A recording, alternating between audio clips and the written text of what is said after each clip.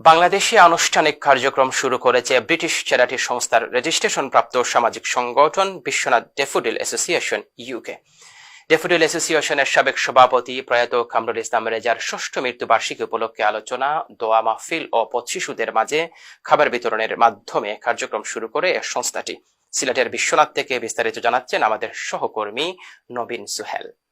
বাংলাদেশে আনুষ্ঠানিকভাবে কার্যক্রম শুরু করেছে ব্রিটিশ চ্যারিটি সংস্থার রেজিস্ট্রেশনপ্রাপ্ত সামাজিক সংগঠন বিশ্বনাথ ড্যাফোডিল অ্যাসোসিয়েশন ইউকে।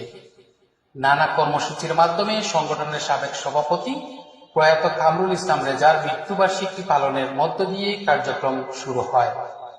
রোববার বিকেলে সিলেটের বিশ্বনাথ পৌর শহরের কামরুল রেজা স্মৃতি গ্রন্থাগারে এক আলোচনা সভা ও দোয়া মাহফিল অনুষ্ঠিত হয়েছে।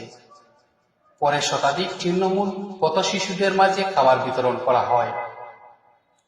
প্রয়াত কামরুল রেজার পিতা বিশিষ্ট ব্যবসায়ী হাজী আরশ আলী রেজার সভাপতিত্বে ও বিশ্বনাথ ড্যাফোডিল অ্যাসোসিয়েশন ইউকের সাধারণ সম্পাদক মোহাম্মদ আল আমিনের পরিচালনায় আলোচনা সভায় সম্মানিত অতিথির বক্তব্য রাখেন বিশ্বনাথ ডিগ্রি কলেজের সাবেক অধ্যক্ষ সিরাজুল হক, সদর ইউনিয়নের সাবেক চেয়ারম্যান সৈফুল হক, প্রবীণ শিক্ষক ও রাজনীতিবিদ মাওলানা ইমাদউদ্দিন, বিশ্বনাথ কামিল মাদ্রাসার ভারপ্রাপ্ত অধ্যক্ষ মুফতি নাজিম উদ্দিন, মাদানিয়া মাদ্রাসার মুহতামিম মাওলানা শিব্বির আহমদ, মোহাম্মদিয়া মাদ্রাসার মুহতামিম মাওলানা নুরুল হক, বিশিষ্ট ব্যবসায়ী ও রাজনীতিবিদ আব্দুল মতি, বিশ্বনাথ প্রেস ক্লাবের সাবেক সভাপতি তজুমুল আলী রাজু, সংগঠক আসাদুজ্জামান নূর ও আব্দুল মান্নান রিপন।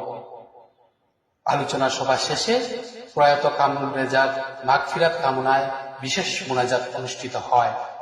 আলোচনা সভায় বক্তারা বলেন, বিশ্বনাথ উপজেলায় ড্যাফোডিল অ্যাসোসিয়েশন প্রায় ১.৫ যুগ ধরে মানবিক ও সামাজিক কল্যাণে ব্যাপক ভূমিকা রাখার পাশাপাশি ব্রিটিশ চ্যারিটি হিসেবে রেজিস্ট্রেশন প্রাপ্ত হয়ে এখন আন্তর্জাতিক পরিমণ্ডলে কার্যক্রম চালিয়ে যাচ্ছে।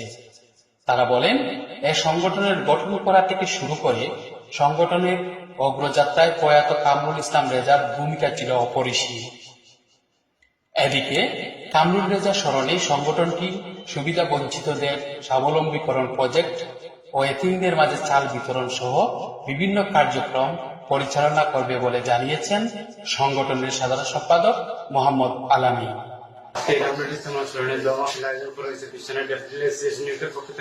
আজকে সম্মানিত অতিথি যারা হয়েছে তারা গেছে বিশ্বনাথ ড্যাফোডিল অ্যাসোসিয়েশনের সকল সদস্য এই সংগঠনটা আপনার সব অতিথি আপনার কাছে আমরা চিরকৃতজ্ঞ এবং চিরঋণী। কামরুল ইসলামের স্মরণে আজকে দোয়া মাহফিল আয়োজন করা হয়েছে।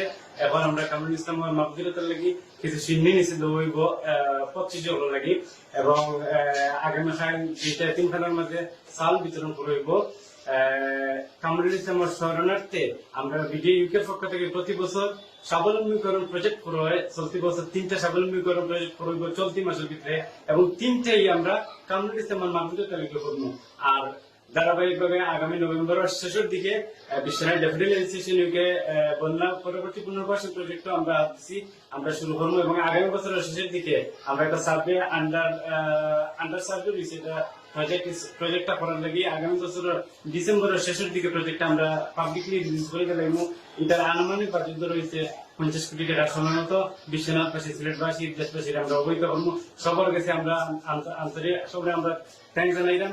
আগামীতে ড্যাফোডিল অ্যাসোসিয়েশনের মানবিক ও সামাজিক সকল কার্যক্রমের মাধ্যমে কামরুল ইসলাম রেজা মানুষের মাঝে বেঁচে থাকতে চিরকাল, এমনটাই প্রত্যাশা আগত অতিথিদের। বিশ্বনাথ থেকে নবীন সুহেল, এনটিভি ইউরোপ।